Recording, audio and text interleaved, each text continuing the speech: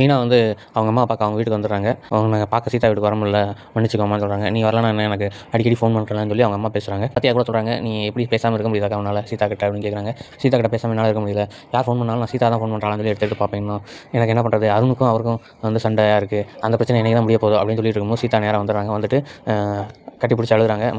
மாமா கிட்ட நான் மன்னிப்பு கேட்கணும், நான் வந்து வேலைக்கு சேர்ந்தது காரணமே மாமா தான் அப்படின்னு சொல்லி எனக்கு இப்போ தான் தெரிஞ்சு அப்படின்னு சொல்கிறாங்க. என்ன சொல்கிறேன் அப்படின்னு கேட்டதுக்கு, ஆமாம் ஒரு ஆட்டோக்காரரை வந்து காப்பாற்றி விட்டுருப்பாரு, அதெல்லாம் வந்து காமிக்கிறாங்க. அவர் வந்து சீதா கிட்ட வழக்கம் போல் இன்றைக்கி பணத்தை கொடுத்து அனுப்புகிறாங்க ஹாஸ்பிட்டலில். அப்போ போகும்போது எங்கேயும் நிப்பாட்டக்கூடாதுன்னு சொல்கிறாங்க. அந்த ஆட்டோக்காரர் வந்து முத்துவை பார்த்துட்டு நிப்பாட்டிடுறாரு. நிப்பாட்டி வந்து அங்கே போய் பேசுகிறாரு. அப்போ வந்து தான் சொல்கிறாரு, இந்த மாதிரி நான் தான் பணத்தை அடிச்சிட்டேன், அப்போ வந்து இவர் என்னையும் காப்பாற்றி உங்களையும் வேலையும் காப்பாற்றி விட்டாருன்னு சொல்லி உண்மையை தெரிய வருது. அதோட சொல்லி சீதா வந்து வீட்டுக்கு போயிடுறாங்க. முத்துவும் ஹாய் சொல்லிட்டு போயிடுறாங்க. அதை வந்து காமிக்கிறாங்க.